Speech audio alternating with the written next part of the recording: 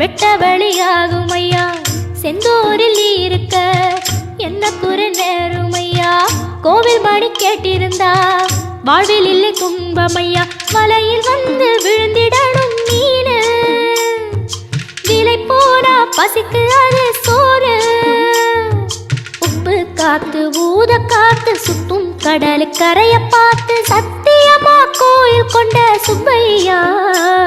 எங்க குப்பத்துக்கு குல விளக்கு நீ ஐயா. திருச்செந்தூர் ஆண்டவனே வேல் முருகா, தினம் உனக்கு நன்றி சொல்வோம் மால் மருகா. திருவடியில் தவம் இருப்போம் திருமுருகா.